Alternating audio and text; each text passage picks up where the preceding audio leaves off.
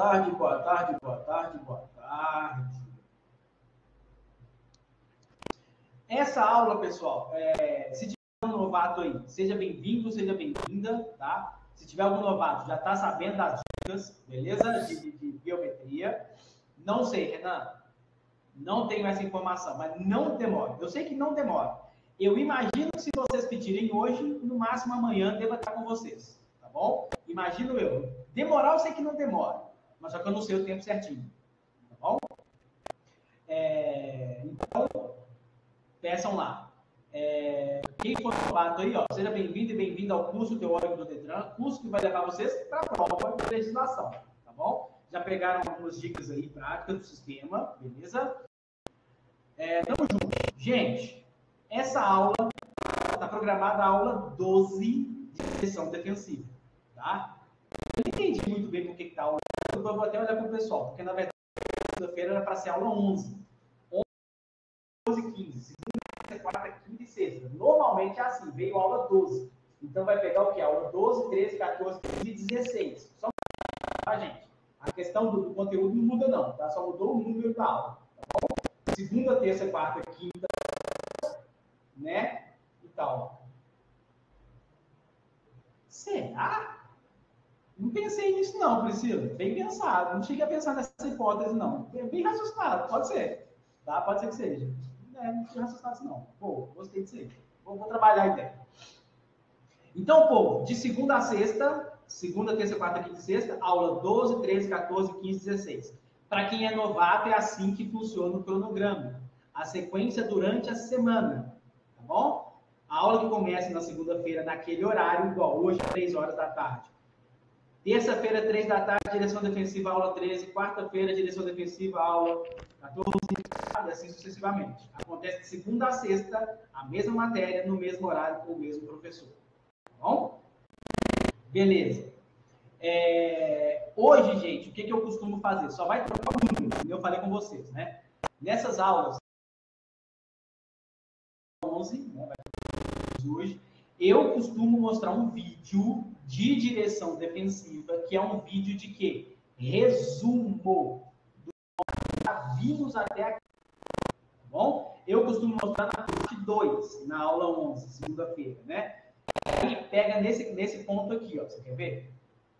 Por que eu faço isso? Direção defensiva, quem não sabe, anota. Média de 10 questões na sua prova. Média de 10 questões na sua prova. Tá? Então, estar bem em direção defensiva vai te salvar. Tá bom? Vai te salvar. Então, ver e rever nunca é demais. Nunca é demais. Tá bom? Então, eu vou trazer isso aqui para vocês reverem o que vocês já viram, pegarem uma coisinha ou outra.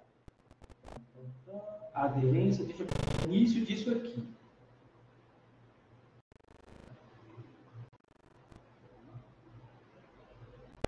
Beleza. A partir daqui, revendo o que nós já vimos aí. Tá bom? Espero que esteja todo mundo vendo. Aderência é a capacidade de atrito do pneu com o pavimento. É a capacidade do pneu se prender à pista de rolamento.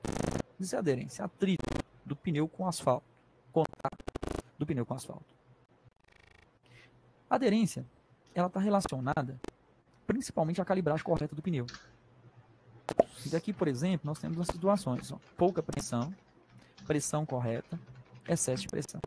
Quando acontece pouca pressão, quer dizer, se eu orientar para você colocar, sei lá, 60 libras nesse pneu, você colocou 30, hora para colocar 30, você colocou 20, nós temos o veículo com pouca pressão. O que acontece? Ele vai desgastar as laterais do pneu e esse meio vai dobrar por interior.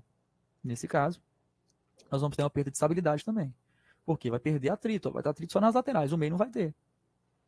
Excesso de pressão, ao contrário aqui era para ter, sei lá, 30 libras, colocaram 60 libras nesse pneu. Excesso de pressão. Desgasta o meio, a lateral já não tem contato. Aqui é como se colocasse um pneu mais fino no carro, porque ele vai ter pouco contato com o pavimento. As laterais vai ter tanto e vai ter mais contato com o meio. É desgaste irregular e perda de aderência, consequentemente, perda de estabilidade também.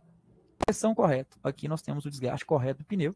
Toda essa parte aqui teve contato com o asfalto, teve uma maior aderência, um maior contato com o asfalto.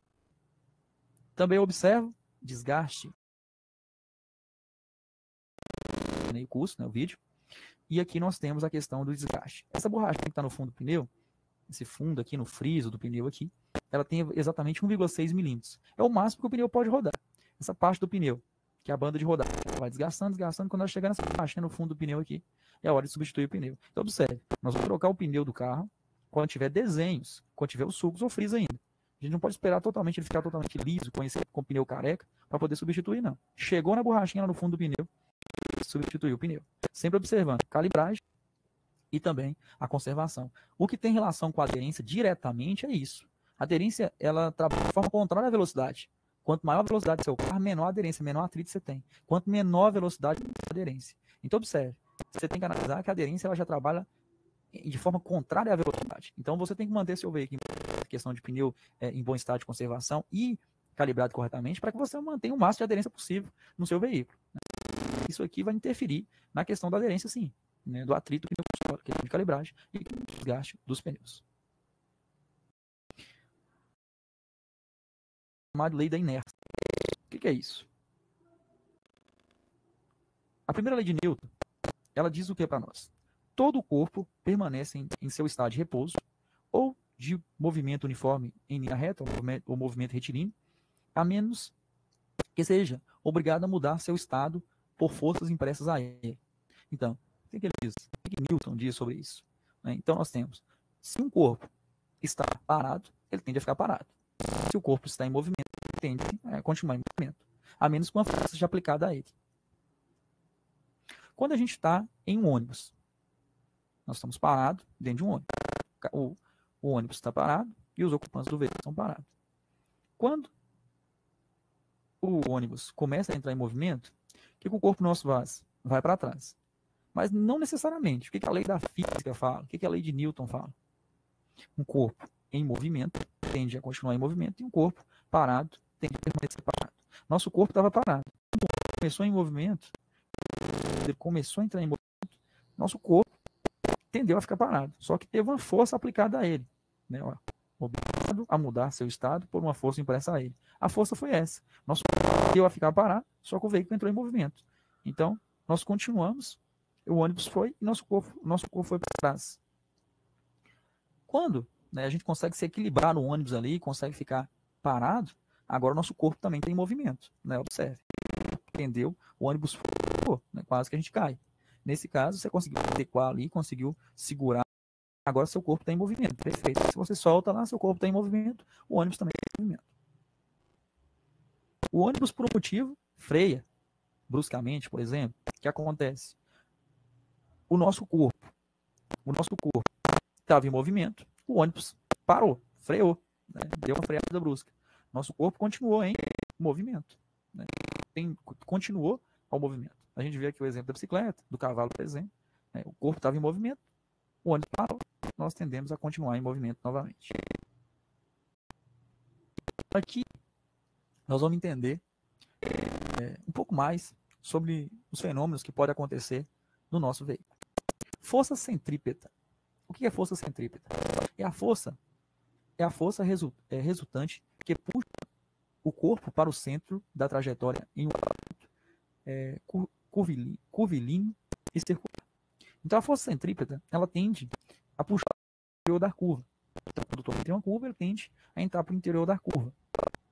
A força centrífuga é a que atira fora da trajetória circular.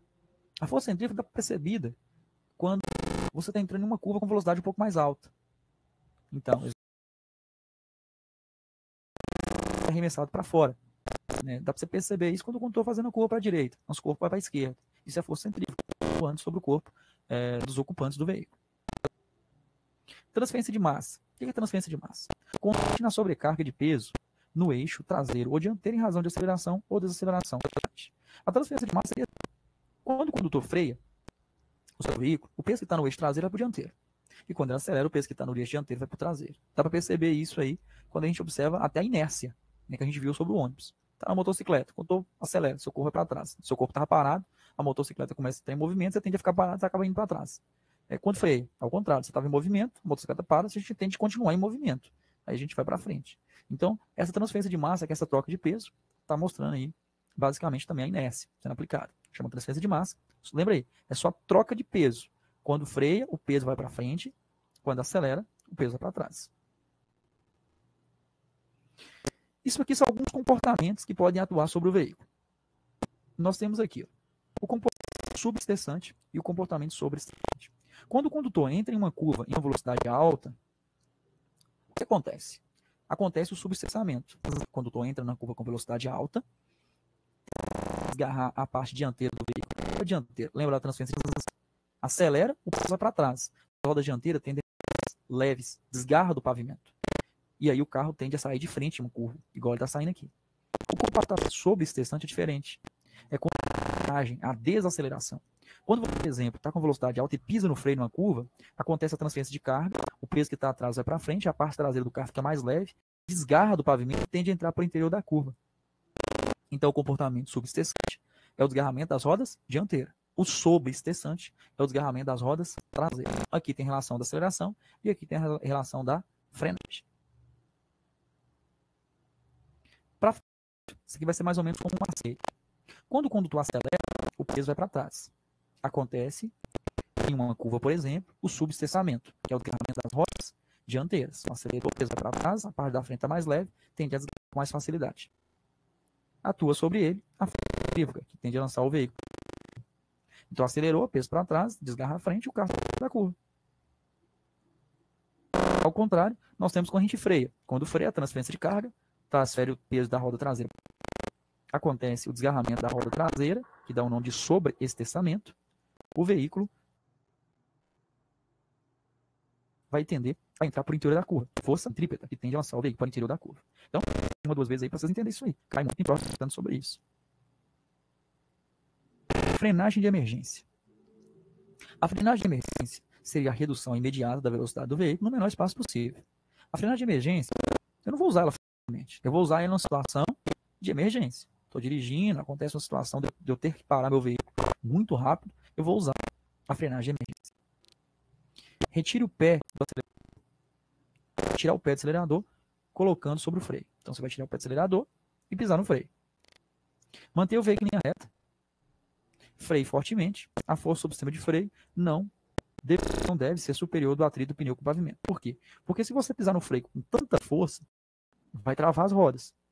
Aí vai perder a aderência do pneu com o asfalto. O carro vai continuar andando com as rodas travadas. Vai levar mais tempo para parar. Então, nesse caso, se essas rodas travarem, alivia o pedal de freio. Então, travou a roda. Você percebeu que está travando a roda. Você libera, você viu que o carro está continuando andando com a roda travada. Está fazendo aquela cantada de pneu. Você vai aliviar o pé do pedal de freio, fazendo com que libere um pouco as rodas, volte até a aderência, até o atrito com o pneu com o solo, até o carro parar. Quando tem um sistema ABS, a gente não tem esse problema, não. Isso aqui é mais se o sistema não tiver, o carro não tiver o sistema ABS. Só aciona a embreagem no final da parada. Para quê? Para o carro não apagar. Então, a frenagem de emergência é usada dessa forma. Lembrando que isso aqui é para fazer uma redução imediata no menor espaço possível.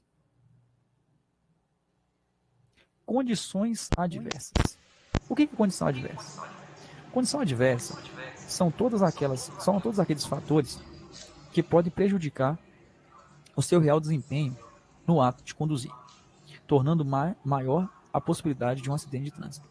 Então, as condições adversas são dificuldades mesmo que você vai enfrentar na condição do seu veículo, que são elas: luz, tempo, a via ou a pista, o trânsito, veículo, carga, passageiros e até mesmo condutor.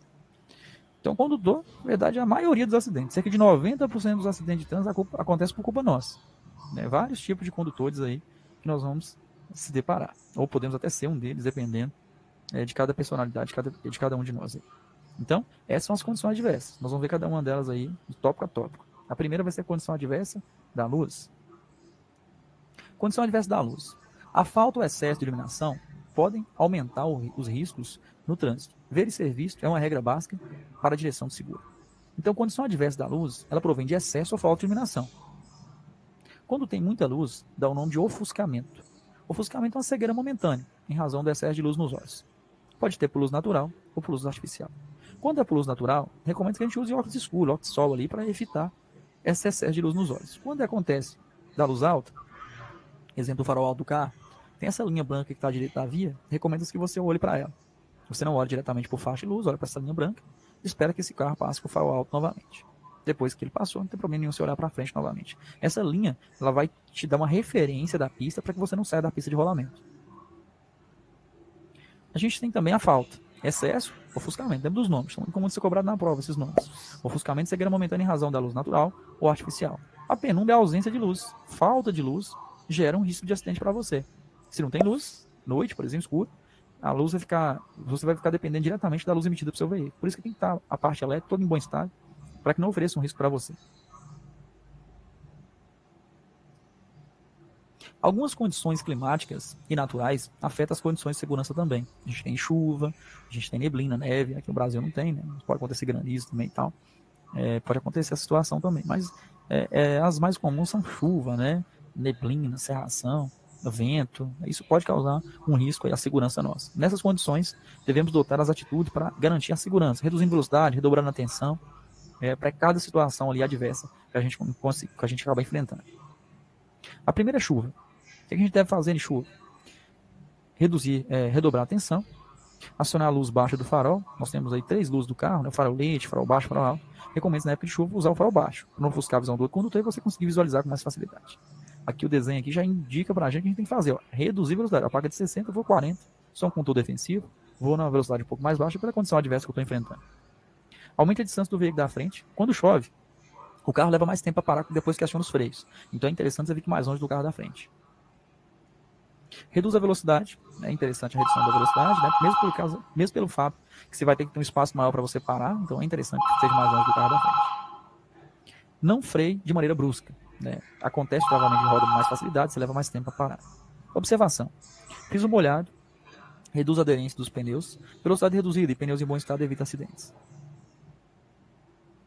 A perda de aderência do pneu com o solo é quando o veículo flutua na água e você perde totalmente o controle sobre o veículo. Aquaplanagem ou hidroplanagem. Então, aquaplanagem ou hidroplanagem é a perda total de aderência. A aderência nós vimos anteriormente, lei da física, e nós temos a questão de contato do pneu com o solo. Quando acontece a aquaplanagem, o carro flutua literalmente por uma fina camada d'água entre o pneu e o solo. O que pode acontecer a aquaplanagem com mais facilidade? Pista plana, reta, veículo em velocidade alta e pneus em mau estado de conservação. Isso proporciona para acontecer a aquaplanagem com facilidade maior. O que fazer? Tirar o pé do acelerador, progressivamente, virar levemente a direção para a direita e para a esquerda, testar levemente a direção do veículo, levemente. Não frear de maneira nenhuma, porque acontece a transferência de carga, o carro pode acontecer até de rodar na pista de rolamento. Não virar bruscamente a direção do veículo. Né? Se virar bruscamente também a gente pode perder o equilíbrio do veículo, ele perde perder o equilíbrio e consequentemente também gerar um acidente. Então o que você pode fazer é tirar o pé do acelerador devagar, virar devagarzinho pela direção para a direita e para a esquerda, não frear e não movimentar a direção até que o veículo tenha contato dos pneus com o solo novamente e volte até a aderência. Isso, consequentemente, você vai voltar até a estabilidade. Então lembra, quando ele está aquaplanando ou hidroplanando, que é a mesma coisa, são sinônimos dessas palavras, ele está literalmente flutuando sobre a água, não tem contato com asfalto algum, ele está flutuando sobre a água. E esses são os procedimentos adotados em caso de aquaplanagem. Área de alagamento. Como passar por um alagamento? Engrene a primeira marcha e passa acelerando, em torno de 2.500 RPM, que é rotação por minuto. Vai estar mostrando no painel, no tacômetro, no contra-giro do carro lá. Para evitar que entre água pelo sistema de escapamento. É recomendável que você acelere, porque quando você passa por uma área de alagamento é diferente da aquaplanagem. A aquaplanagem é uma pequena quantidade de água. Quando é a questão do alagamento, tem uma grande quantidade de água. Então, certamente, o escapamento do carro que fica na parte inferior, parte de baixo, vai estar submerso sobre água.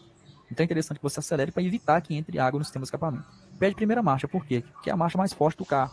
Então, o carro vai ter muita força, não vai ter muita velocidade, mas vai ter muita força. Vai conseguir sair daquela situação com mais facilidade. Não tire o pé, não mude a marcha durante a área de alagamento. Por que não mude a marcha? Porque quando você muda a marcha, você tira o pé do acelerador e para apertar a embreagem, consequentemente passar a marcha. Esse tempo pode ser que não é o suficiente e vai ter um volume de água intenso na parte de baixo do carro que pode fazer com que o motor do carro apague. Não mude a marcha durante a passagem de alagamento. Não passe por água, por alagamento, cujo volume da água esteja acima da metade da roda do veículo. É porque passa da metade da roda, pode ser que o veículo não vai ter como passar, né? Vai criar uma resistência da água no veículo. Consequentemente, o carro pode ser levado pela água. Então, recomendo que só passe se tiver no máximo a metade da roda do carro. O carro afogou. Não dê partida. Deixe desligado e aguarde. Por quê? Você vai danificar mais se der partida. Afogou, ele parou de funcionar, você não pode dar mais partida. Começou a passar na área de alagamento lá. Por isso que o ideal é não passar, né? Tenta evitar essa área de alagamento. Inevitável são esses procedimentos adotados. Então, se ele apagou, deixa quietinho, não dá partida, deixa desligado. Não dá partida novamente, senão você vai acabar danificando mais do que a água já danificou o motor do carro. Passando o alagamento, faça um check-up total no seu veículo, desde o óleo, transmissão, até o sistema de ventilação. Então, você vai dar um check-up em todos os itens do carro, né? Sistema de lubrificação, né? O óleo, vai dar um check-up no sistema elétrico do carro lá para ver se tudo funciona corretamente. Depois que passou essa área de alagamento, esse grande volume de água que o carro teve que se deparar. Neblina ou cerração. Acontece muito a questão da condição adversa de neblina ou cerração, geralmente próximo de cidades litorâneas, próximo do mar. Acenda a luz baixa do farol, é interessante para você ver, é uma condição adversa de visibilidade. Aumente a distância do veículo da frente, é interessante que você fique mais longe, né? Porque esse condutor pode ter uma condição adversa mais à frente, fazendo com que ele freie bruscamente, é interessante que você esteja mais longe. Reduza a sua velocidade. Não use o farol alto, porque pode ofuscar a visão do condutor que vem em sentido contrário. Pare no local seguro, como posto de abastecimento, se não tiver jeito. Você viu que aquela fumaça está muito densa, na questão da neblina está muito densa, não está conseguindo dirigir corretamente, não para no acostamento, que é perigoso do mesmo jeito, você fica muito próximo da pista de rolamento. Tenta achar um local seguro, como exemplo, um posto de gasolina, um posto de abastecimento, até esperar aquela névoa dissipar para que você continue prosseguindo sua viagem segura. Condição adversa de vento. Ventos muito fortes, ao atingir seu veículo em movimento, pode deslocar, ocasionando a perda de estabilidade e o descontrole, que pode ser causa de colisões com outro veículo, até mesmo capotamento. Avistando essa plaquinha, ela já sabe que aquele local tem um vento forte. Recomendo que você reduza a velocidade, redobre a tensão. E aí tem situações que pede para você abrir um pouquinho o vidro do carro, para que entre um pouco de ar no veículo, para ter uma estabilidade um pouco maior. O que fazer? Vendo a sinalização correspondente, reduz a velocidade, para não ser surpreendido e para manter a estabilidade do veículo. Então, toda condição adversa, se vocês perceberem já, fala tudo lá, ó, reduzir velocidade e redobrar a tensão. Essa e mais alguns itens lá de cada condição adversa. Sempre a redução de velocidade é interessante, porque a aderência trabalha de forma contrária à velocidade. Quanto maior velocidade, menor aderência. Quanto menor velocidade, maior aderência, maior estabilidade ao veículo. Aqui nós temos a condição adversa da fumaça. Onde a fumaça há fogo. Aquele ditado popular dá certinho para cá. Então, quando tem a fumaça está muito densa, o ideal é que você não passe. Agora tem situação que é inevitável. Evite passar quando a fumaça estiver muito densa. Caso seja inevitável, acenda os faróis do carro, é interessante. Fechar os vidros também, né? Porque senão você não consegue respirar dentro do carro. Não pare dentro da nuvem de fumaça, que pode gerar um acidente. Tá? O condutor que vem atrás pode ser que não perceba a sua intenção ainda. Certamente gerar um acidente. Não freie bruscamente. De maneira nenhuma, frear bruscamente seu veículo.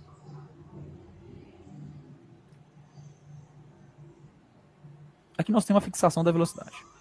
Você tem a obrigação de dirigir numa velocidade compatível com a segurança da via, respeitando os limites de velocidade estabelecidos. Nós, condutores, temos que manter uma velocidade regulamentar de acordo com as condições da via. Então, se tem uma placa de 80 km por hora, por exemplo, como a gente vê na ilustração, se a pista estiver em bom estado, for durante o dia, não tem problema nenhum. Essa velocidade foi planejada, foi analisada e você pode respeitá-la. Caso tenha uma condição adversa, algo que comprometa a segurança, aí sim, você vai reduzir mais a velocidade. Por exemplo, talvez tenha um congestionamento, a via está esburacada, está à noite, está chovendo, então você vai reduzir a velocidade. Mas a gente também não pode andar muito devagar também não. Há situações que quando tu anda muito devagar, em bom estado de conservação à pista, acaba gerando uma situação de perigo. Então você tem que dosar a sua velocidade de acordo com as condições da via e de fluidez do trânsito também. Curva. Ao fazer uma curva, sentimos o efeito da força centrífuga, tendendo a lançar o veículo para fora da curva. A força que joga para fora da curva. E exige um certo esforço para deixar o veículo em sua trajetória. Diminua a velocidade antes da curva. A gente não pode frear dentro da curva, porque acontece transferência de carga, comportamento sobreexcessante, o veículo tem de entrar para dentro da curva. Então você não pode frear. Tem que frear antes da curva, reduzir a velocidade antes. Comece a fazer a curva com movimentos suaves e contínuos ao volante. Eu não posso oscilar, não pode ter oscilações na direção do veículo. Eu acabo balançando o carro, perde estabilidade, perde o equilíbrio do veículo. Então, movimentos contínuos e suaves ao volante. Procure fazer a curva movimentando o mínimo que puder o volante, evitando movimento brusco e oscilações na direção. Essas são as recomendações. Frear antes, entrar acelerando, tem que entrar acelerando, mas com a necessidade da curva. Declive, descida forte. Você percebe que a frente tem um declive acentuado. Teste os freios. Nunca desça com o veículo desengrenado. Desengrenado é o veículo sem a conexão do motor com as rodas. Seria ponto neutro, que é chamado também. Não desça desengrenado. Não desliga o motor na descida. Não é interessante também desligar na descida. Que o motor do veículo sempre tem que estar em funcionamento, desde quando você deu partida nele. Ele não pode desligar, enquanto você não vai imobilizá-lo. Parou, chegou em casa, coisa do gênero. Aqui nós temos também a ultrapassagem. Onde há sinalização proibindo ultrapassar, não ultrapasse. Então você tem a proibição, não faça a manobra.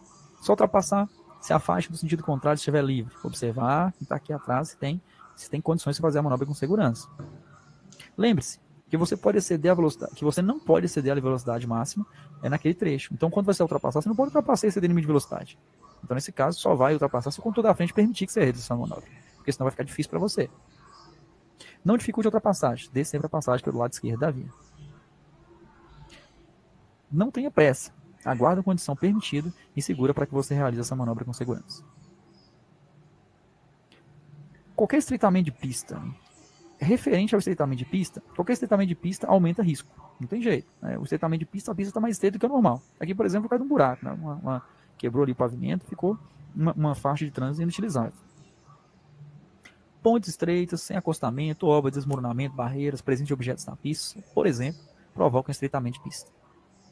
Redobre sua atenção, reduza a velocidade. Quando for possível a passagem de apenas um veículo por vez, aguarde o momento oportuno. Então você vai passar um por vez, a gente vai esperar a oportunidade ideal para não oferecer risco à nossa segurança. Acostamento. Acostamento é uma parte mais diferenciada da pista de rolamento, destinada a parada ou estacionamento de veículos em situação de emergência, a circulação de pedestres e bicicleta quando não houver local apropriado. Então, o acostamento, você pode usar ele em situações extremas. Você não pode parar no acostamento, exemplo, para tirar foto da paisagem lá que ela acha bonito. Isso não é permitido. Vai cometer infração de trânsito, oferece um risco à segurança sua, né, e dos outros usuários. O pedestre é para circulação, bicicletas e pedestres, quando não houver local apropriado para eles. Você pode usar em situação de emergência, como a gente está vendo na ilustração, o carro quebrou, né, furou o pneu ali, ele está fazendo esse reparo, colocou a sinalização e depois vai sair do local. Então, se tiver também, colocar a sinalização adequada para não oferecer risco. É perigoso e proibido trafegar pelo acostamento, ou mesmo parar, que não seja uma situação de emergência. Condição adversa da via ou da pista. Ondulações, buracos, elevações, inclinações ou alterações do tipo de piso pode desestabilizar o veículo e provocar perda de controle. Então, buraco na pista, né, depressões, situações em que você observa que vai oferecer risco, aumenta a chance de você causar um acidente. O atrito do pneu com solo é reduzido pela presença de água, óleo ou barro. Então, essas situações, recomendo que você reduza a velocidade, redobre sua atenção e passe mais devagar nesses trechos, mesmo por causa da situação em si que a via vai mostrar para você. Então, reduzir a velocidade, redobrar a atenção, tomar os devidos cuidados aí, nas situações da pista, da via ou da pista em mau estado. Árvores ou vegetação. Árvores e vegetações nos canteiros centrais das avenidas ou nas calçadas pode esconder placa de sinalização. Você está dirigindo seu veículo, você observa lá a placa, né, a vegetação cobrindo a sinalização, já pode gerar um acidente para você. Por quê? Você não vê. Tem a placa proibida de virar à direita, você acaba virando à direita. Geralmente vai causar um risco de acidente para você.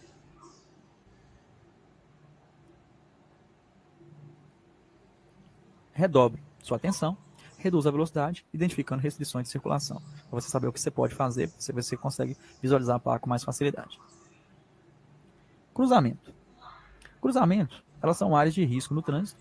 Quanto mais movimentado, mais conflito haverá entre veículos, pedestres, ciclistas, aumentando o risco de colisões e atropelamentos. Então, quanto mais movimentado, geralmente vai de pico, né, muitos veículos, pedestres circulando ali, oferece um risco à segurança nossa, né? Fica mais difícil a gente circular no cruzamento ali. Independentemente de existir algum tipo de sinalização, você deve redobrar sua atenção. Então, tendo ou não sinalização de trânsito, a gente tem que redobrar a atenção. Certamente você já ouviu falar de acidente acontecendo em local sinalizado. É muito comum de acontecer. Sempre tem um condutor desrespeitando as normas de trânsito lá, e a gente tem que estar sempre usando a direção defensiva, para evitar a colisão. Reduza a velocidade. Respeite a sinalização de trânsito e as regras de preferência também, né? As regras já estão no vídeo aula no YouTube também, né? No meu canal, referente à questão de norma de circulação e conduta. Não vou falar para elas sobre agora, não. Vocês acessem o vídeo que vai estar mostrando lá sobre regras de preferência de passagem, norma de circulação e conduta. Trânsito. Congestionamento, aglomeração de pedestres, intensidade de veículo pesado. Isso tudo gera situação de perigo para você no trânsito. Congestionamento, muitos pedestres, intensidade de veículo pesado. Tudo isso gera risco. Reduz a velocidade, redobra a atenção. Se for veículo de mau porte, aumente um pouco a distância de segmento. Veículo. Cuidar do seu veículo é um fator importante, muito importante, a ser considerado para não ocorrer acidentes. Então você tem por obrigação, nós vimos ali na aula aí, referente aos sistemas, né, para que você verifique e mande no profissional para reparar. Então se você tem um veículo, você tem que manter em bom estado de conservação, para não oferecer risco para você. Nós temos aí pneu gasto, limpador de para-brisa com defeito, freio desregulado, falta da buzina, sistema de suspensão com problema, lâmpada queimada, espelho retrovisor deficiente, defeitos dos equipamentos obrigatórios, cinto de segurança defeituoso. Tudo isso oferece risco. Todos esses itens e mais um pouco, de mais alguns, vocês têm que verificar, né, para não oferecer risco à segurança suas aí. É por obrigação sua manter seu veículo em bom estado de conservação e uso. Condição adversa da carga. Carga mal distribuída, mal embalada, o ar-condicionado inadequadamente, falha na imobilização, amarração dos volumes dentro do compartimento de carga, desconhecimento de...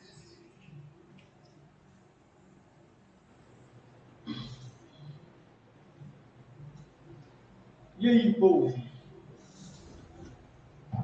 Espero que tenham gostado e aproveitado.